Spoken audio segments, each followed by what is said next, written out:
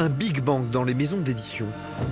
À l'automne 2021, Vincent Bolloré lance une OPA sur le groupe Lagardère et donc sur Hachette Livre.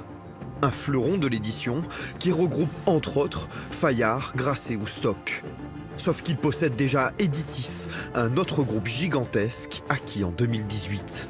Cet été, l'industriel recule, pressentant un refus de Bruxelles au rapprochement des deux groupes qui aurait créé une situation inédite de quasi-monopole. Pour pouvoir conserver Hachette, il met en vente Editis. Mais la question de la liberté éditoriale de tous les auteurs des maisons d'édition sous contrôle de Bolloré subsiste.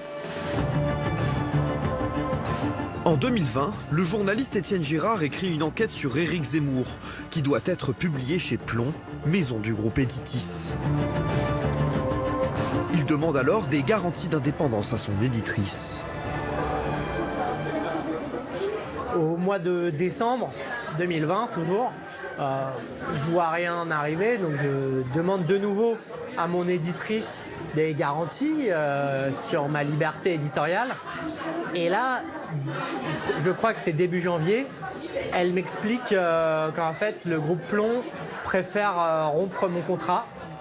Étienne Girard aurait-il été évincé sans explication s'il avait travaillé sur un autre sujet?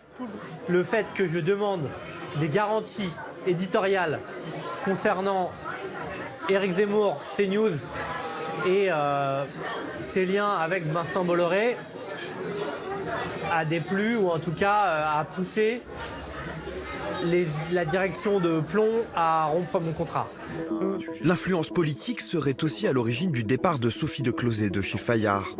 Ce qu'on voit, c'est en tout cas l'empreinte définitive de Nicolas Sarkozy dans le domaine de l'édition.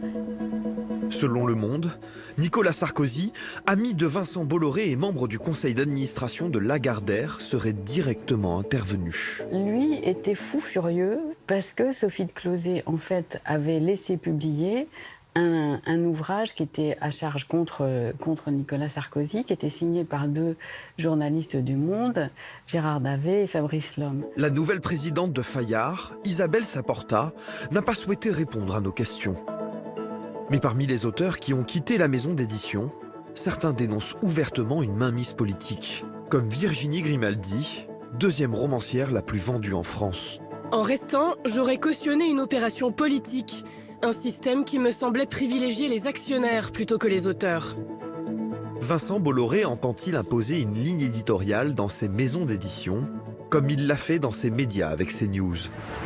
Nous avons rencontré l'homme qui fait trembler Vincent Bolloré. En septembre dernier, Guillaume Meurice, trublion de France Inter et humoriste de gauche, a vu l'un de ses livres au Robert Éditions, son dictionnaire Le fin mot de l'histoire en 200 expressions, purement et simplement annulé. Ils sont en PLS. Le livre était censé être dans les rayons dans les semaines qui viennent. Et on était censé, nous, aujourd'hui, à l'heure où je vous parle, signer le livre, faire ce qu'on appelle un service de presse, c'est-à-dire le signer pour l'envoyer aux journalistes. Donc vraiment, tout s'est arrêté au dernier moment. Et ouais, clairement, on peut parler de censure. Oui, sinon, je vois pas quand est-ce qu'on peut parler de censure. Son éditeur lui demande de supprimer une blague sur Vincent Bolloré, invoquant des problèmes juridiques, mais il refuse. Une blague retoquée puis un livre annulé. Fini de rigoler. Le signal que ça envoie aux auteurs et aux autrices, c'est vraiment tenez-vous à carreau, n'écrivez rien qui puisse déranger. Enfin, c'est quand même au-delà de ce livre-là, quoi, qui est un peu anecdotique finalement. Mais c'est le symbole que ça envoie, le signal que ça envoie, il est quand même assez dramatique, quoi.